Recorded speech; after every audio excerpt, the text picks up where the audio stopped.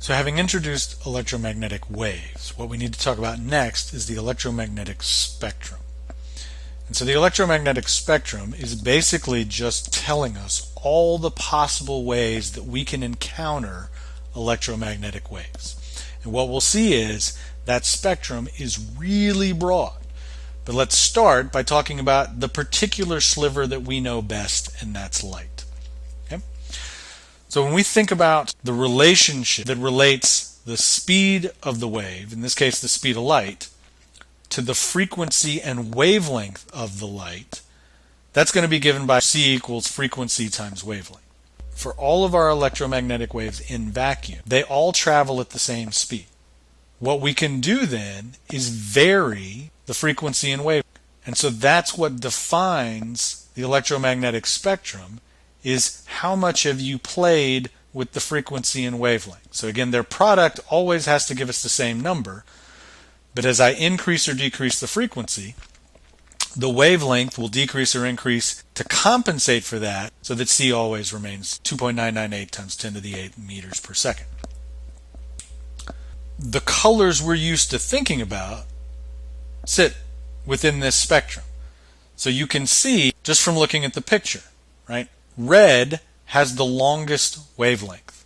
So red is long wavelength light. Violet, at the other end of visible light, has a much shorter wavelength. And so you can see the colors that we know can be associated with a particular wavelength and a particular frequency. The longer you make the wavelength, the lower the frequency of your light has to be. So let's put some values to this. So again, we know that the speed of light is basically 3 times 10 to the 8th meters per second. And so the visible light spectrum, right, this used to be Roy, G, Biv. Indigo got taken out not because the color's not there, it is still there. But it got taken out in part simply because notice that would sort of suggest, hey, if you got 3 over here, Roy's over on this side, BIV are over here, that would mean green's pretty much in the middle of the visible light spectrum. And in fact, the middle of the visible light spectrum sits between yellow and green. And so what we've done is sort of Roy sits on one side of the spectrum, and then G, B, and V sit on the other. So that's why we've sort of downshifted from Roy, G, Biv, which used to be the way that we remembered these. We dropped indigo. We've still got the other 6, but that's why the indigo sort of got removed from this. Notice this goes from long wavelength, so for light, 700 nanometers is about as long a wavelength as we can perceive, all the way down to 400 nanometers.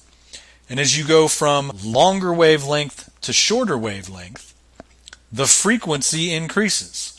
So here are high frequency waves on the violet end, so 7.5 times 10 to the 14th hertz. Red is the low frequency end of the visible light spectrum, 4.3 times 10 to the 14th hertz. So there is a high frequency short wavelength end of the visible light spectrum with violet. There is a low frequency long wavelength end down here with red. C stays constant, and what we're changing is how big F is, and the bigger you make F, the smaller you've got to make lambda. Or the smaller you make F, the bigger you've got to make lambda. And so everything else just sort of sits along that spectrum. This is why we talk about the electromagnetic spectrum, is because this is a continuum of values. Right? So if you go somewhere around, let's say about 440 nanometers in terms of the wavelength, on the order of about 6.6, 6.7 times 10 to the 14th hertz, you're going to have blue light. So it's not as high a frequency as violet. It's not as long a wavelength as green, but it's sitting somewhere there in the middle. Now we said visible light is actually just an incredibly thin sliver of the overall electromagnetic spectrum. And in the same way, visible light went from high frequency short wavelength to low frequency long wavelength. All electromagnetic waves do exactly the same thing. So you've heard of most of these, you just may not have recognized them as all being related to light. They're exactly like light, they all travel at the speed of light. What we're changing is just the frequency and wavelength of the particular emission. So if you want to look at the low frequency long wavelength end, that's radio waves. So radio waves, you can have frequencies lower than 3 times 10 to the 9th hertz. And you can have wavelengths in terms of nanometers. Well, 10 to the 8th nanometers, since nanometer is 10 to the minus 9, this is basically a way of saying 10 centimeters. So a tenth of a meter and longer gives you radio waves. So radio waves are long wavelength, low frequency. Next is microwaves. So when you heat up something in the microwave, what you're doing is you're using electromagnetic waves that sit within this frequency range and this wavelength range, and in particular, you're picking out specific ones that excite water molecules. That's how you heat things up in your microwave. You use exactly the right electromagnetic wave, so the right frequency, the right wavelength, to excite water molecules within the food that you're heating. As they excite and move around faster and faster, that's increasing the thermal temperature of whatever you're heating up in the microwave. As we go to shorter wavelengths, higher frequencies, we reach infrared. And infrared, again, is just past red. So one way to think about this is red is the low frequency, long wavelength end of the visible light spectrum. And when you go past that, you get infrared. On the other side, well, violet sits at the high frequency, short wavelength end of the visible light spectrum.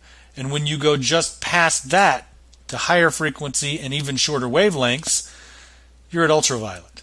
So we have infrared sitting on one side, ultraviolet sitting on the other. Infrared is lower frequency than light, ultraviolet is higher frequency than light. As you go to even higher frequency, you get up into X-rays and then eventually into gamma rays. And so gamma rays are the highest frequency, shortest wavelength version of electromagnetic waves. So in the same way that radio waves defined the low end in terms of frequency, gamma rays define the high end. Once you get above 3 times 10 to the 19th hertz, or to wavelengths that are shorter than 1,000th of a millimeter, so this is a picometer, you get the wavelengths that are shorter than that, you're dealing with gamma ray radiation, but it's still just a part of the electromagnetic spectrum.